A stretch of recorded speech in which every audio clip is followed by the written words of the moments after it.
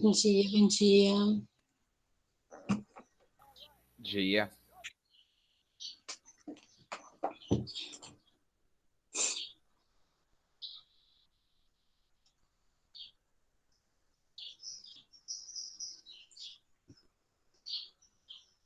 Bom dia, bom dia, bom dia, bom dia.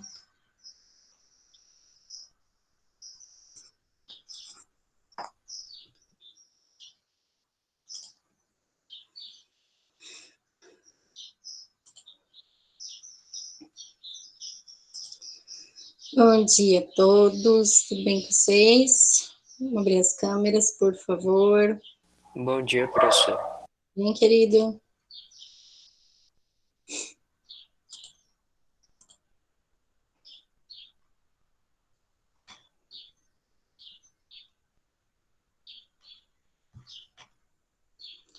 Bora lá? A Maurisa, prof, quer saber se tem alguma dúvida em relação às atividades. Muitos alunos já me enviaram, né? Alguns ainda não. Ela vai até hoje, meia-noite, que hoje já tem uma nova proposta. Tem alguma dúvida? Alguém quer comentar algo? Sentiu, né? Alguns alunos me chamaram no privado, sentiram dificuldades. Lembrando que eu só vou aceitar como atividade os alunos que me enviaram no grupo de atividades. Não me envie atividade no privado, por favor. Tá? Tem um aluno que me enviou, uma aluna, eu repeti para mandar no grupo, eu preciso que me confirme. Não sei nem se leu a mensagem. Eu não vou aceitar mensagem no privado. Por quê? E senão eu vou ter que ficar salvando contato por contato. Ali pelo grupo, eu abro aqui no WhatsApp Web e vou dando baixa na planilha. Aqui no privado eu tenho que ficar salvando contato, porque eu tenho 300 mil conversas. Até eu identificar quem é o aluno ou a aluna, não dá, gente. Tá? Eu peço, por favor, que me entendam. Ok? Então, eu só vou aceitar atividade no grupo do WhatsApp, nosso grupo de trabalho. Ok? Tudo bem? Outra situação. Eu conversei ontem com a coordenação, eles aceitaram. Eu não vou fazer neste bimestre uma atividade avaliativa discursiva. Então, não tem de arte uma atividade avaliativa discursiva. Para compor essa nota de atividade avaliativa discursiva, serão as produções de vocês. Então, por exemplo, se nós fizermos 4 produções, cada uma vai valer 2,5. Se fizermos 5, daí 2. E assim por diante. Então, o valor vai ser de acordo com a quantidade de produções. Tá? O primeiro ano tem mais produções do que o terceiro. Ok? Então, prof, mas o que você vai avaliar? Eu não desenho nada, eu faço só desenho palitinho. Se entendeu a proposta, se tem o mínimo de capricho e cuidado com a atividade, por exemplo, eu peguei um pedaço de papel de pão, era o que eu tinha em casa. Tá, se você pegou um pedaço de papel de pão, que é o que você tem na sua casa, e fez com todo o capricho e cuidado, mesmo que fosse palitinho o seu desenho, tudo bem. Agora, o problema é pegar um pedaço de papel de pão sujo, amassado, fez um desenho de qualquer jeito só para falar que fez. Nós, professores, a gente sabe quando o aluno, pelo menos, ele se dedicou ali alguns minutinhos para aquela atividade, tá? Entendeu a proposta. Então, assim, nesse sentido que vai ser avaliado o trabalho de vocês, ok? Por exemplo, eu não vou cobrar materiais. Ah, não, se não fez com lápis 6B, ou não pintou com pincel de camelo da Bósnia, não vou aceitar, nada a ver, tá? Fiquem tranquilos, eu não. Inclusive, tem alguns materiais que eu não estou nem exigindo, porque não é o momento da gente sair de casa para ficar comprando pincel de camelo da Bósnia, tá? Não é o momento, fiquem tranquilos, tá? Quanto a isso. Até quando tem atividade que tem material diferente, eu estou fingindo, né? Eu nem estou propondo, na verdade. Ok? Tudo bem até agora? Algum comentário, alguma dúvida? Tudo bem, professor. Então, beleza. Vamos lá, hoje nós vamos falar mais um pouquinho de renascimento e vamos falar dos... A gente fica triste por quê? Por que fica triste? Mas fica feliz, é ótimo. Melhores desenhos do que a nota. Do que a prova. Porque assim, na verdade, é uma forma de valorizar o trabalho de vocês também, é o que eu penso. Porque senão eu teria que fazer assim, a atividade discursiva, ela teria que ter um peso maior. Então, eu penso que a produção de vocês, mensurar de uma forma maior, né, valer um ponto maior. Então, eu penso assim, eu falei com a Alessandra ontem, com o Edilson, eles gostaram da ideia, então aí eu combinei que ia explicar tudo isso para vocês hoje, ok? Então, hoje nós vamos falar um pouquinho sobre as fases do Renascimento, né, Trecento, Quattrocento e Cinquecento, falar sobre alguns feitos desses artistas, principalmente do querido Léo, né, Leonardo da Vinci, e propor mais uma atividade para vocês, que eu penso que essa é uma atividade muito legal, tá? Bora lá? Vou espelhar para vocês a apostila, qualquer coisa me chama, ok?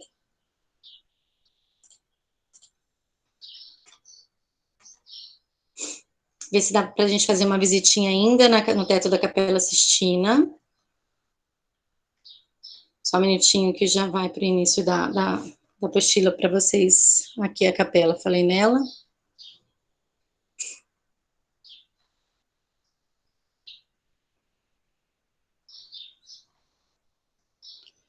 A página é a página 147 da apostila, módulo 21, os gênios da arte, né? Aqui, na verdade, ele já vai para o período do Cinquecento, que foi um período onde esses artistas descobriram muitas coisas e criaram de uma forma, assim, não só em quantidade, mas criaram sem limites, né?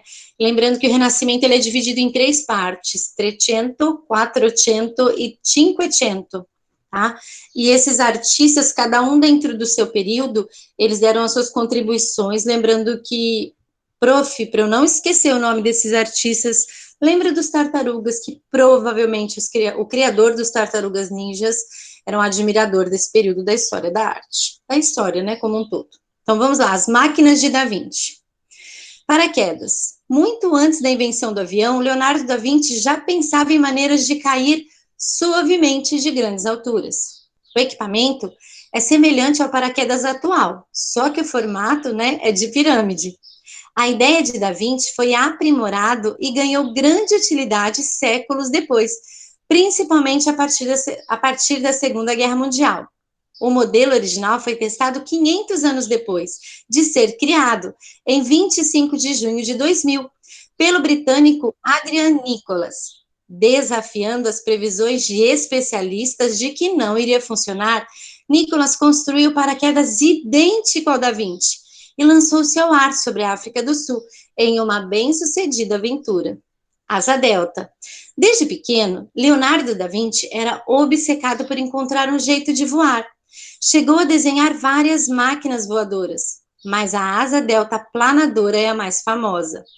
Bastante similar ao modelo que se conhece hoje. O artefato consiste em uma grande asa capaz de planar, na qual o piloto vai acoplado na parte de baixo por meio de cordas e presilhas.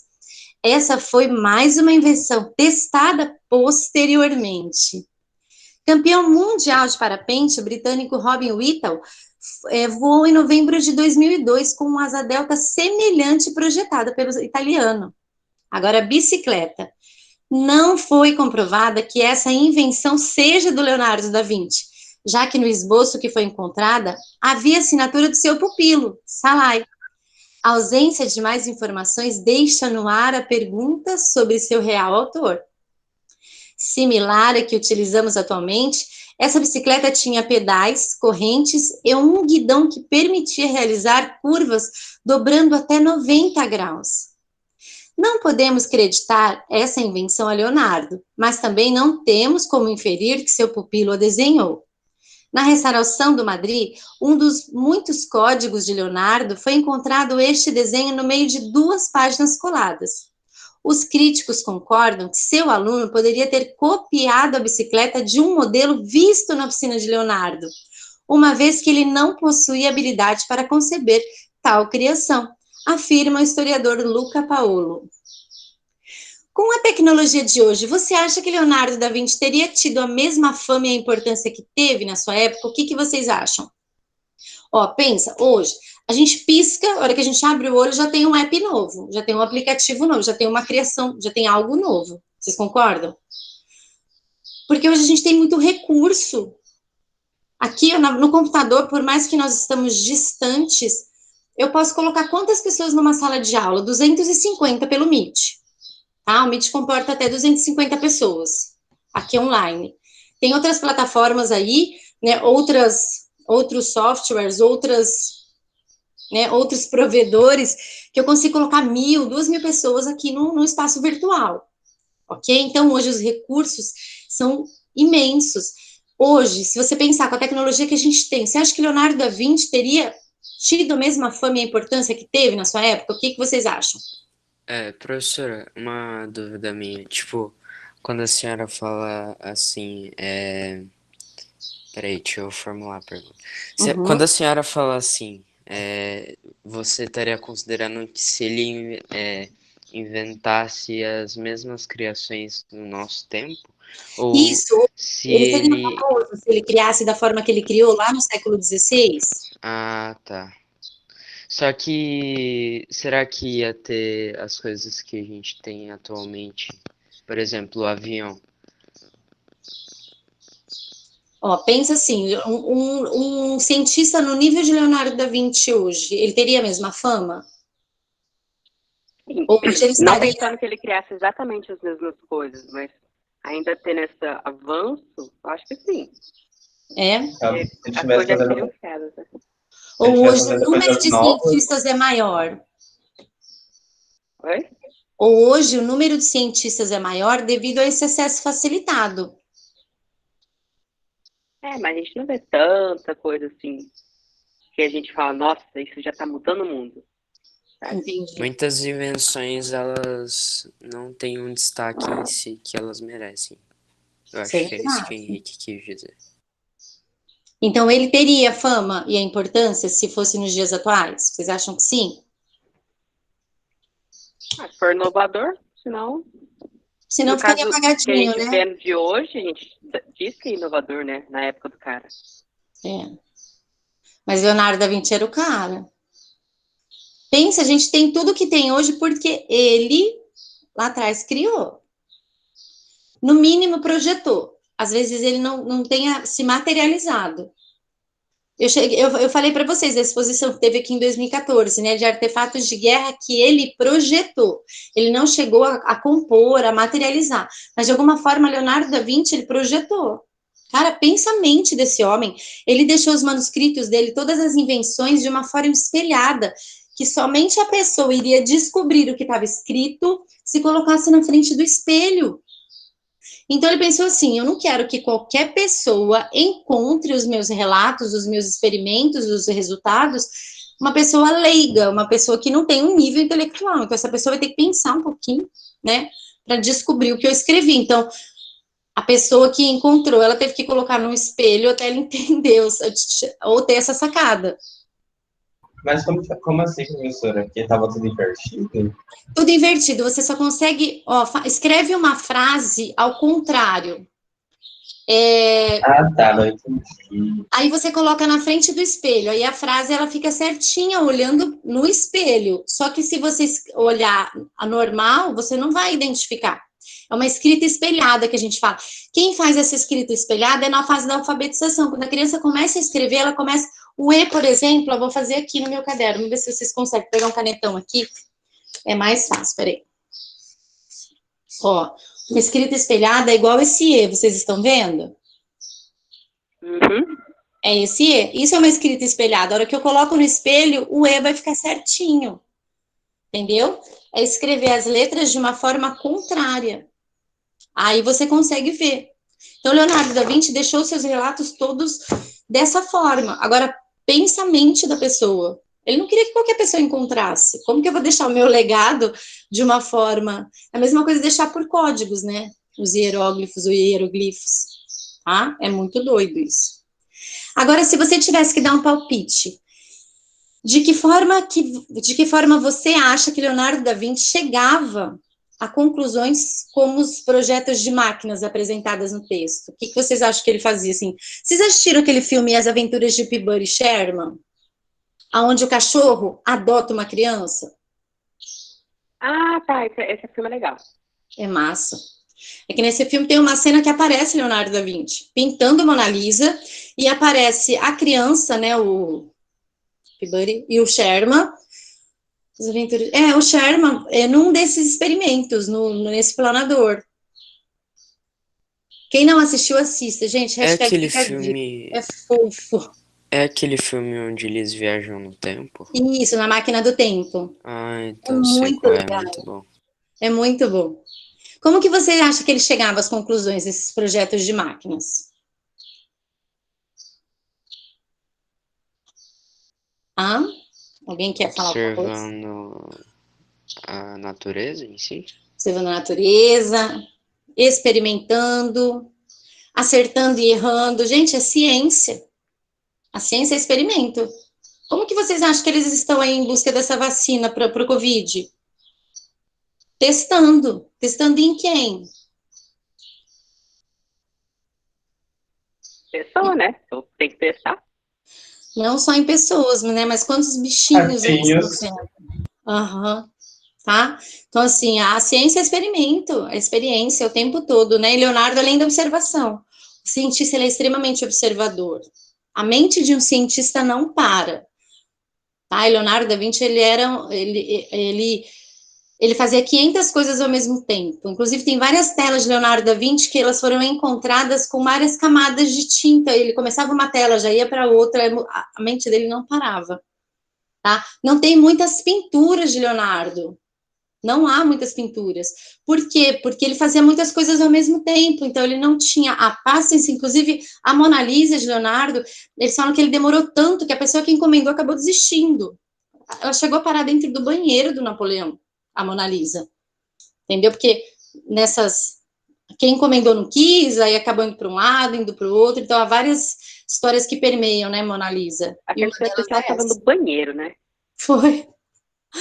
Então, assim, uma delas é essa, até que foi parar no Museu do Louvre. Daqui a pouquinho ela vai aparecer aí, tá? Vamos continuar? Ó, aqui no cantinho, tá falando, né, que Leonardo da Vinci não foi só o maior nome do período do Renascimento, ele foi um dos maiores protagonistas desse período. Ele criou várias máquinas, a prof tá aqui desse lado, tá, ó. Ele criou várias máquinas em sua época. É possível afirmar que ele foi um verdadeiro designer para o período.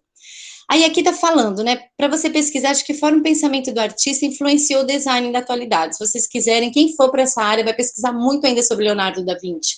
Quem for para a área do designer gráfico, do desenho industrial, porque Leonardo é o cara. E eu falo dele assim com amor, porque eu admiro todo esse trabalho, essa pesquisa incessante. Eu acho que é nesse período do Renascimento que coloca realmente a arte no campo da ciência, né, que faz essa conexão, porque a arte ela deixa de ser reprodução ou deixa de ser meramente o trabalho do artesão, né, para ser um trabalho autoral, um trabalho autônomo, um trabalho onde ela entra como uma forma de expressão, tá? Então, vamos ler um pouquinho. A Alta Renascença tem seu marco inicial por volta do término do Quattrocento e início do Cinquecento. Certamente, essa foi a fase de maior destaque do Renascimento. A arte, de fato, passou o quê? A ser autônoma. O artista visto como um pesquisador e não como um artesão. Existia uma busca constante pela perfeição na retratação da natureza. Embora não de forma oficial, havia também a noção de gênio presentificada nas figuras de Leonardo da Vinci, Rafael e Michelangelo. A Itália era o berço da cultura na Europa da época. Muito embora potências como França, Espanha e Alemanha, de certa forma, também tinham sua parcela de contribuição. Fortes batalhas foram travadas em solo italiano, o que fez com que sua cultura fosse espalhada por vários cantos da Europa. O equilíbrio e a perfeição chegaram à alta renascença no que se refere à linguagem escultórica e pictórica. Essa perfeição foi fruto de uma mudança na concepção e entendimento da antiguidade clássica. Os artistas do Renascimento, do século XVI, deixaram de imitar a antiguidade clássica e passaram a interpretar a cultura greco-romana como uma forma integral, única, não apenas como aquela que estimulava o decorativo, o artificial. Os artistas do Renascimento conseguiram grande vigor em suas produções, de forma parecida com aquela atingida pelos artistas da Antiguidade Clássica. Rafael, por exemplo, é um bom exemplo dessa maturidade atingida no Renascimento. Suas produções de apóstolos era cuidadosa, de tal forma que jamais suas representações foram simulacro de camponeses vulgares ou de artesãos comuns, como por vezes foram representados no período posterior, né, subsequente ao barroco. Na alta renascença, apóstolos, profetas e santos eram vistos e representados entes poderosos, livres e idealizados. Nas produções de Leonardo da Vinci, por vezes, a presença de pessoas comuns e ao lado dessas figuras solenes.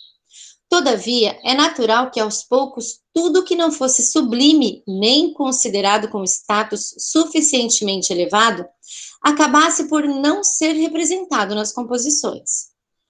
Havia uma mudança política iminente na Itália da época, e esse país não era homogêneo como um todo. O norte da Península Italiana desfrutou de um período de prosperidade que a colocou entre as rotas mais ricas da Europa. Cidades como Gênova e Pisa desfrutaram da abertura do mar Mediterrâneo. Já Veneza colhia os frutos do mar Adriático e Florença acolhia, juntamente de todas as cidades mencionadas, os louros do comércio com o resto da Europa. Nota-se, no entanto, que o sul da Itália acabou por ficar excluído do tráfico comercial. Isso porque, por muito tempo, o sistema econômico dessa região se baseou no sistema feudal, em que os interesses eram de poucos e a classe burguesa pouco se desenvolveu. Note que artistas como Leonardo da Vinci, Michelangelo e Rafael trabalharam e se desenvolveram nas cidades de Veneza, Milão, Roma, Bolonha e Perúdia. E essas cidades estão localizadas todas no centro-norte da Itália, exatamente no centro financeiro do país. Agora um pouquinho sobre o Cinquecento. No século XVI, na história da arte, recebe o nome de Cinquecento. Essa fase é marcada pela expansão do Renascimento para Roma e para as outras partes da Europa. Nessa fase, a partir do pontificado de Júlio II, transformou-se na capital cultural, deixando a cidade de Florença em segundo plano. Não havia até aquele momento nenhum grande nome de expressão no meio da arte, surgido na cidade de Roma. A arte dessa cidade ocorreu com a presença de artistas vindo de outras partes. Basta notar que quase todos os artistas de renome faziam suas carreiras em Florença e não em Roma. Michelangelo, por exemplo, passou mais de 70 anos em Florença, até terminar a sua carreira em Roma. Leonardo passou poucos anos antes de sua morte na cidade de Roma. Os artistas que mais trabalhou em Roma, embora também não seja nascido, foi o Rafael. Roma passou a ser berço da cidade da Alta Renascença e Rafael, príncipe dos pintores, como ficou conhecido. Ele trabalhou para Júlio II e para seu sucessor, o Papa Leão X, que era filho de Lourenço de Médici. Para esse Papa, Rafael produziu inúmeras obras, em especial a Escola de Atenas, que é uma das obras mais conhecidas do Rafael. Os mecenas e a recriação de práticas sociais lembravam a cultura greco-romana, tiveram um papel preponderante também para a solidificação do saber cultural da Roma e da Alta Renascença. Sobre os Médicis, na verdade, era uma família de posses que tinha na Itália. Então, na verdade, eles que eram os patrocinadores desses artistas. Tá? Então, quando o Rafael ele pintou, e na verdade ele participou de toda essa produção artística, porque ele era bancado pelos Médicis também, tá bom? Em 1527, o saque de Roma veio estabelecer mudanças na história. Esse saque foi uma batalha travada em Roma entre católicos e protestantes. Dos 55 mil habitantes, sobraram apenas 19 mil. Foi uma barbárie. E depois disso, a Itália deixava de ser o centro do comércio europeu. Desculpa. Novas rotas foram abertas pelas navegações. A influência católica declinava, um sentimento de pessimismo surgia, a insegurança e a alienação passaram a reinar entre a sociedade. E instaura-se aos poucos o cenário ideal para o maneirismo. Olha aqui a pintura que eu falei, a Escola de Atenas do Rafael. Tá? Essa obra é uma das obras mais famosas desse artista. Ok? Observe a questão da simetria, do equilíbrio, da perfeição, do uso das cores, da perspectiva, da terceira dimensão. Então, assim, é o ápice, na verdade, desse artista, tá? Muitas escolas artísticas diferentes surgiram nesse período. As cidades de Ferrara, Nápoles, Milão, Veneza, além de Roma e Florença, passavam, na época, a possuir um estilo próprio. A produção de Michelangelo e Tiziano marcou a transição de uma era consolidada, sóbria, para outra dramática e cheia de dúvidas. com a Contra-Reforma, o mundo caminhava para quê? Por barroco. Logo o anterior, o que eu acabei de ler, falava sobre o maneirismo. O maneirismo foi um movimento paralelo a esse finalzinho do Renascimento, que é um movimento, o próprio nome já diz, maneirismo, a maneira do artista. Então, foi um momento de transição, na verdade, entre o Renascimento e o Barroco, ó, que caminhava para o Barroco, tá? Já com a Reforma Protestante, o Renascimento sofreu que um forte impacto, pois depois dessa época passou a coordenar imagens sagradas, causando uma fúria iconoclasta. A Igreja Católica logo notou que as imagens artísticas podiam servir como uma grande ferramenta contra os protestantes. Para a Igreja Católica, a imagem auxiliava onde? Na evangelização da grande massa, de uma forma mais sedutora. Então, eles queriam utilizar a imagem para quê? Para atrair esses fiéis. Então, eu preciso transformar a minha igreja num espaço mais atrativo. Assim como na Idade Média, as imagens elas eram utilizadas de uma forma didática, porque poucos sabiam ler, aí eles tiveram essa sacada aqui, porque eles estavam perdendo seus fiéis, ok? Aqui é um pouquinho da Capela Sistina, ver se eu consigo mostrar um vídeo para vocês, tá? Talvez por trazer a mensagem sem a necessidade de ser alfabetizado. Durante o período da Contra-Reforma, houve uma sistematização de princípios fundamentados na teologia católica, que regiam como o artista deveria conceber suas obras de temas religiosos. A liberdade com que Michelangelo elaborou seus corpos nus no juízo final, no teto da Capela Sistina, não ocorreria mais nesse período. As novas regras eram dogmáticas demais para suportar a linguagem de Michelangelo. Mesmo com a retomada do Tribunal da Inquisição e com a publicação desse livro, que dizia quais livros eram autorizados pela Igreja a serem lidos, a intelectualidade adquirida na Alta Renascença não seria esquecida. A sociedade apenas se adaptou à chegada de novos tempos.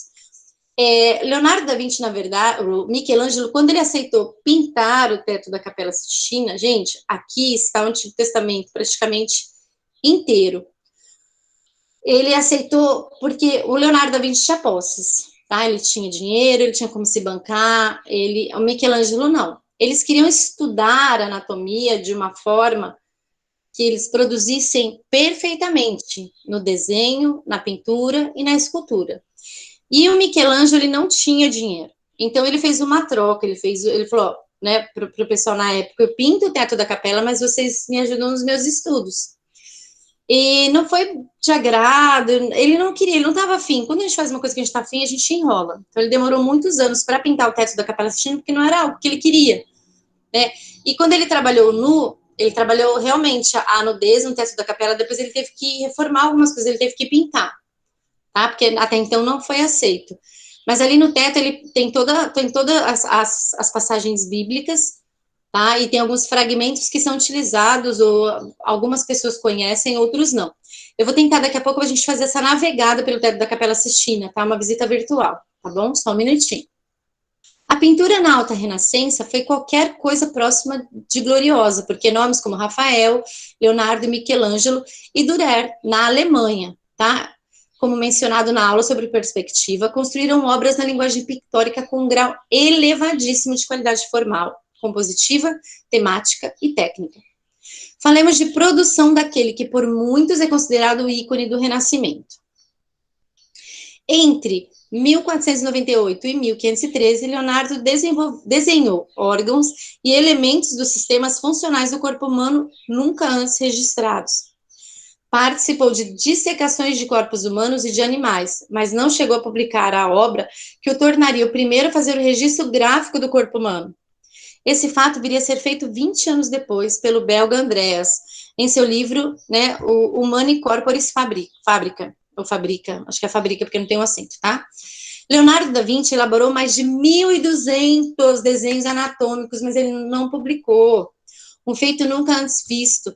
Basta pensar que na época medieval, estudos de dissecação não eram feitos em escolas de medicina, e a religião, ela proibia o estudo do corpo humano. Isso daí nós estamos falando da época medieval. O Renascimento rompe com tudo isso, ok? Leonardo superou seus contemporâneos, pois compreendeu o funcionamento da musculatura e as influências dela na pele. A partir de seus estudos, ele percebeu que essas estruturas reagiam e deveriam ser representadas. ok? Olha aqui os desenhos do Leonardo. Outra característica forte do Leonardo foi seu lado inventor. Para se ter uma ideia, ele criou um protótipo de tanque de guerra, blindado, né? Que serviu de influência para a construção do tanque de guerra da Segunda Guerra Mundial. Era um formato cônico, cabia cerca de 8 pessoas e tinha um ângulo de ação de 360 graus. Outro projeto elaborado por Leonardo foi a ponte giratória, por meio de um sistema engenhoso formado por cordas e polias. A ponte de Leonardo podia ser recolhida, impossibilitando que a passagem de inimigos. No projeto do artista, essa ponte foi projetada com materiais leves e resistentes. É lógico que as produções mais famosas não poderiam ficar de fora. Mona Lisa, Última Ceia e O Homem Vitruviano certamente configuram entre as obras mais importantes da produção renascentista e, sem dúvida, da produção do artista. Aqui, a Mona Lisa, na verdade, ela é pequenininha, dá para a gente ver, né, o tamanho dela, a quantidade de pessoas. Eu tive aula com uma professora num curso que eu fiz, ela é doutora em museu. Ela viaja o mundo estudando museologia. Pensa, ela ganha para isso, que sonho, né? E ela adotou uma menininha, na época, ela adotou uma criança com 5 anos, aí quando ela estava com 8, a criança acompanhava ela pelo mundo, conhecendo os museus. E uma dessas viagens ao Museu do Louvre, a criança, elas estavam olhando umas outras obras, a menininha falou assim, mãe, eu quero ir até aquela ali que tá cheio de gente. A mãe, já sabendo que era a Mona Lisa, falou, não, daqui a pouquinho a gente vai. Aí até que foi, pela criança, porque a mãe já sabia o que era, tal. Aí quando teve que pegar a criança no colo, né, a menininha no colo, aí a hora que a menininha olhou, falou assim, eu não acredito, é tudo isso para aquilo? Mas por que as pessoas fazem isso para aquela mulher? Aí foi quando a mãe contou toda a história, para entender o que era todo aquele furor, aquele exagero, porque essa aglomeração realmente, né, hoje é diferente em função da pandemia, é claro, mas se você tiver a oportunidade de ir ao Museu do Louvre, é esse acúmulo de pessoas, é o normal para ver Mona Lisa. Mas por quê? Eu te pergunto. O que leva esse número de pessoas a ver Mona Lisa? O que causa essa lotação, esse desespero, essa necessidade de registrar Mona Lisa? O que vocês acham?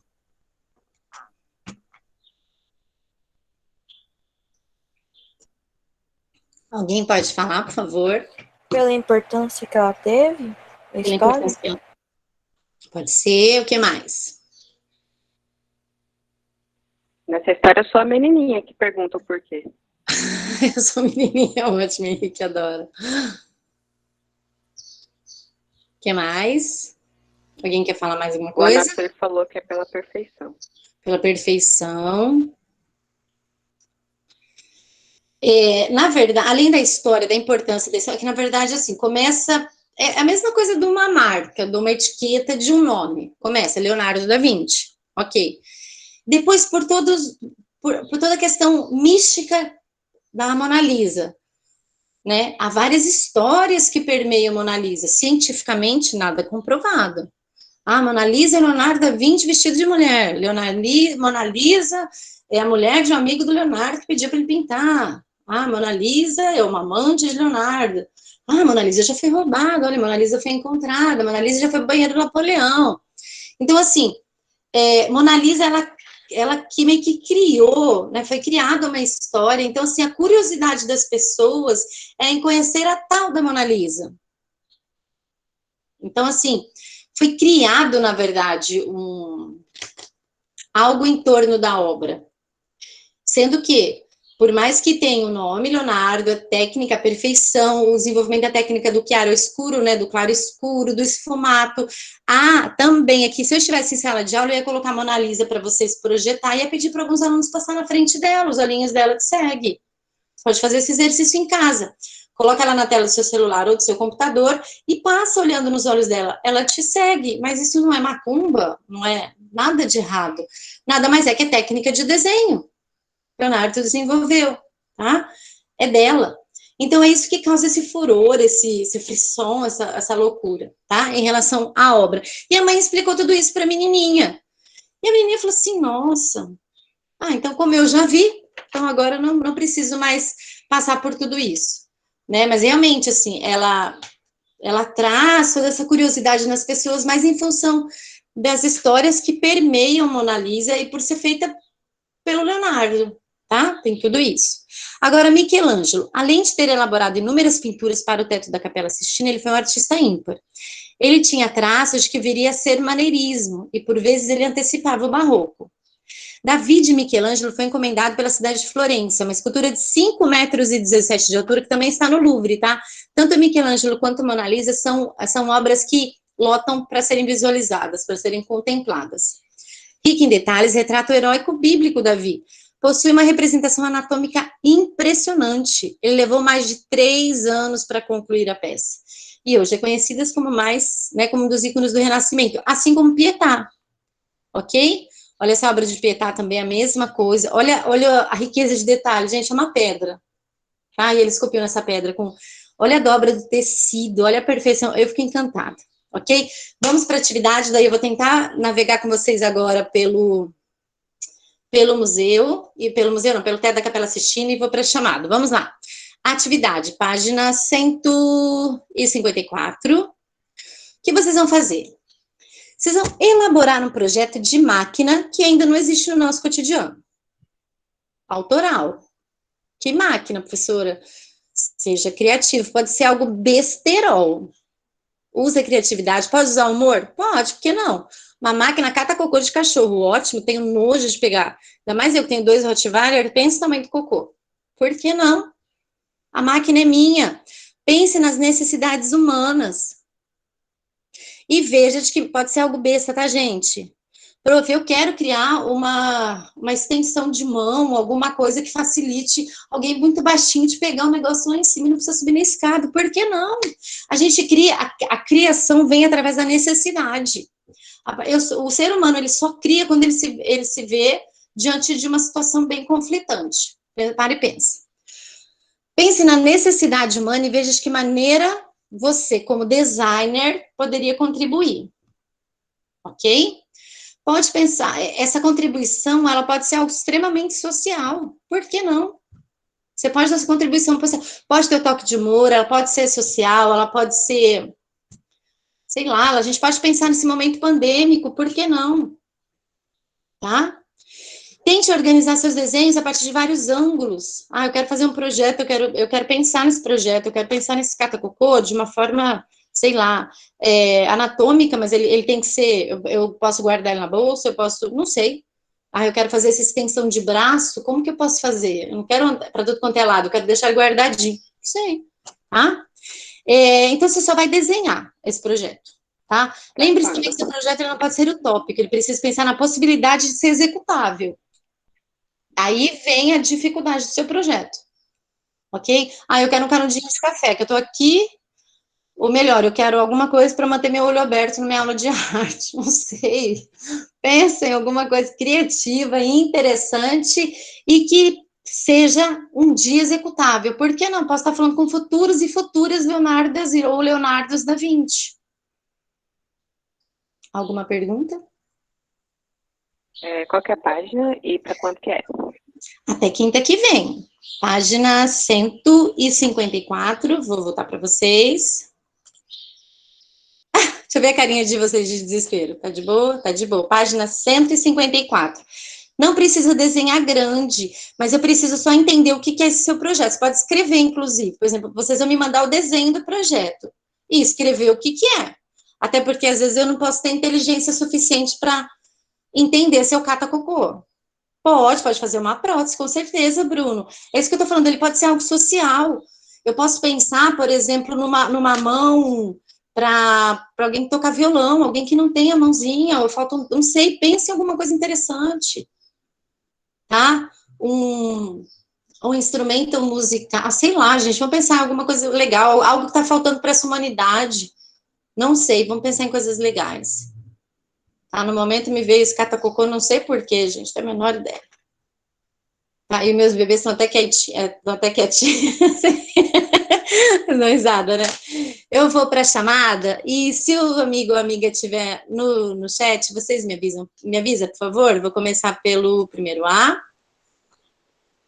E se você tiver dúvida, eu já abro para te responder, tá? Ou se você quiser esperar só um pouquinho, eu te agradeço. Amanda? Aqui. Obrigada, amor. Ana Júlia. Aqui. Obrigada. Ana Lívia. Aqui. Anne Gabriele. Arthur Boni. Presente. Beatriz.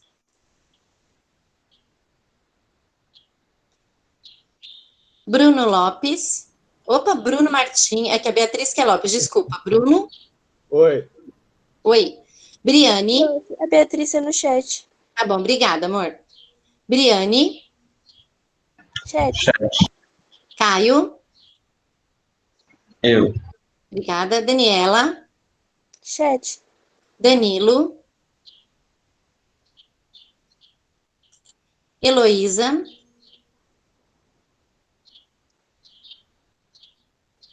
Fernanda Bandeira. Aqui. Obrigada, Fernanda Carolina. Chat. Ok. Giovana. Chat. Giovana de Souza. Presente. Enê. Igor. Isabela de Jesus. Chat. João André. João Pedro. Júlia. Cauã. Aqui, professora. Obrigada, querido. Lívia.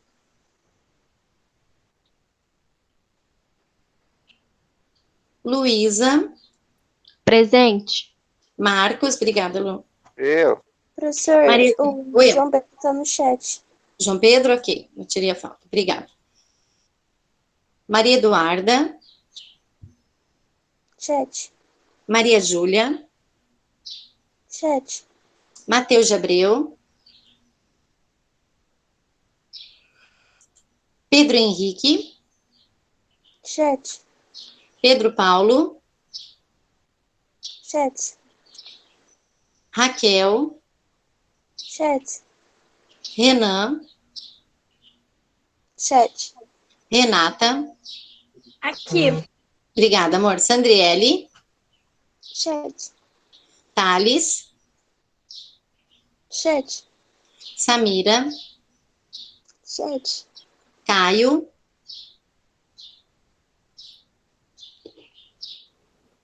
Carmen. Presente. Obrigada, amor. Isabela. Irineu. Agora eu vou para o primeiro B. Rapidão. Professora, a senhora deixa a gente sair da aula? Sim, se você não quer ver a Capela Sistina, rapidão. Terminando aqui, eu já vou mostrar, tá? Ana Ok. Beatriz. Senão eu vou colocar o link aqui no chat também, tá bom? Ana Beatriz Ferreira. Chat.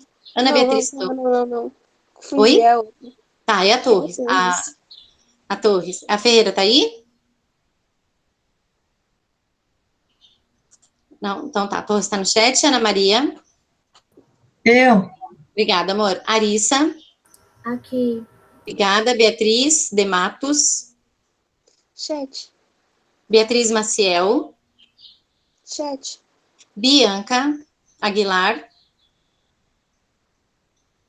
Bianca Casimiro. Aqui. Obrigada. Cássio Bandeira. Aqui. Obrigada. Emanuele. Eu. Obrigada, Manu Gabriel. Henrique. Gabriela Castro. Giovana Luiza. Aqui. Obrigada. Giovana. Aqui, professora. Obrigada. Henrique Mendes. Bom dia. Bom dia. Henrique Uco. Yara.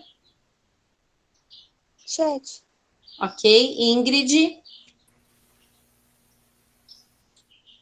Isabela. A Ingrid tá no chat, prof. Tá, já tirei aqui. A Isabela. Quem eu já chamei pode sair, tá, gente? Eu vou mandar no grupo o link da capela, tá bom? Para vocês não se atrasarem para outra aula, ok? Tá bom. Um Tchau, beijo no boa coração. Isabela Araújo. noite. Ivan. Presente. Obrigada. João Afonso. Chat. João Gabriel. Chat. João Pedro. Aqui. Obrigada. Luísa de Souza. Chat. Maria Elisa. Eu. Obrigada. Manuela. Chat. Maria Eduarda Campos. Aqui. Obrigada, amor. Matheus. Milena. Presente. Mas por que você... Que foi? Nicole. Chat. Pedro Felipe. Pedro Parron. Chat. Rayane. Chat. Rebeca. Renata. William. Alô. Que isso? Sabrina. Chat. Obrigada, amor. Samuel. Oi, prof. Oiê. E Hugo. Oi. Isis. Yasmin. Não? Um beijo no coração. Obrigada, Chuchu, que me ajuda sempre. Até semana que vem. Até, Oi, meu... prof. Um beijo. Obrigada, coração. Tchau, tchau.